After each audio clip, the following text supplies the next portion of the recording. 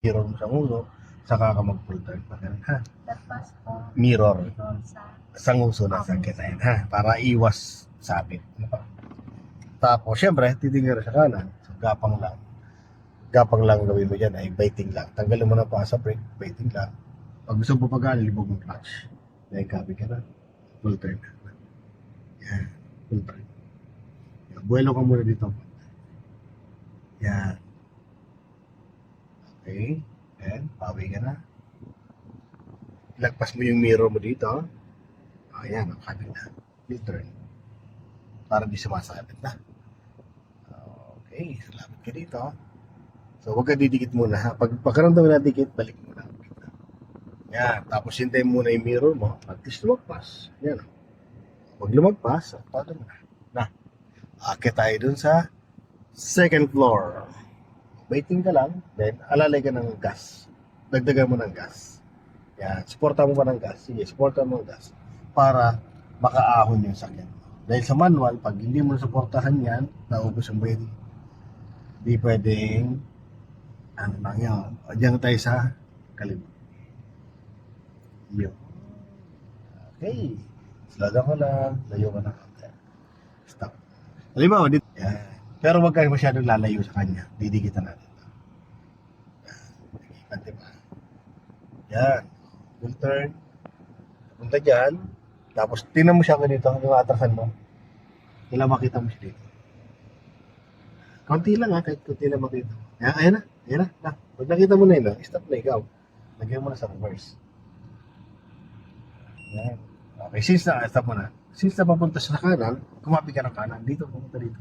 Kasi di yan pupunta sa kanan yung petasakyan mo. Pag manibela mo, hindi mo kinabig dito na. Ngayon, syempre, dahil papunta sa kanan niya, lalapit lang natin dito yung sakyan natin ha. Pero pag pakaramdam mo, didikit na siya, gigit na mo lang manibela mo ha. Okay, dito ka muna tumingin. Atras. Gamit lang yung clutch biting. Yan, atras. Yan, pakaramdam ko parang didikit na. Gitna mo na manibela mo. 1, 2, then atras ka para lumog-luwag lang. Hindi, gitna lang. Hindi gitna lang. Yan. Luluwag na yan. Yan, okay na. Lumog na. Balik ko dito. Dito uli. Dito uli. Oo, dito uli. Na. Full turn, full turn. Full turn. Pakiramdaman ulit natin. No? Kasi pag didikit uli yan, higit na mo uli. Pero pag hindi na magaganyan, wala na. Pasok na na. Diretso ka naman. Sa kabila ka naman sumilip. Kasi may isang sakyan dyan, baka sabitan mo naman. Hindi naman sasabit. O silip ka ulit dito. Titinan mo na dito yung guhit. Kagaya nitong guhit dito, mama, mapapansin mo, mapapansin mo, yung guhit, ang layo dito sa gulong. So, ibig sabihin, maluwag ka dito, dyan masikip. O, mamaya na. Ano mo, napabigyan mo na ito. Atras ka pa ng kaunti. Okay, stop. No, so, lagay mo sa drive. Ay, sa first gear pala. Yan, naabante natin. So, kabigin mo nibela mo ito dyan. No. Yan, pwede mo nang yan, diretso na, ituwid mo lang yan, tutuwid na ito, katanan mo siya. Pagkapangin mo siya. Yan. Oops, slow down. Tingin ka na dito. Okay na to. Yeah, stop na muna. Yan o. Kasi baka lumagpas ka na. Yan. O, dito ka tumingin. Dito sa mirror na to. Yung gulong mo, saka yung katawan ng sakyan mo, ipantay lang natin sa gulong. Yan, taas ka. Landahan lang. Tanggalin mo pa mo sa brake. Yan. Yan. Papantay lang natin.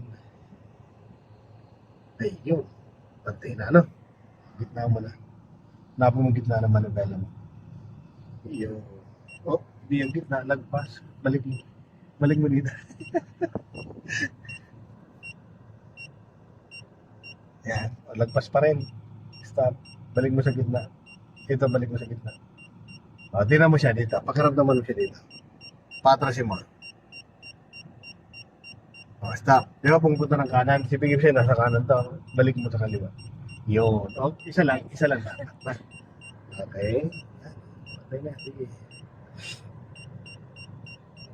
Okay. Stop. Yan.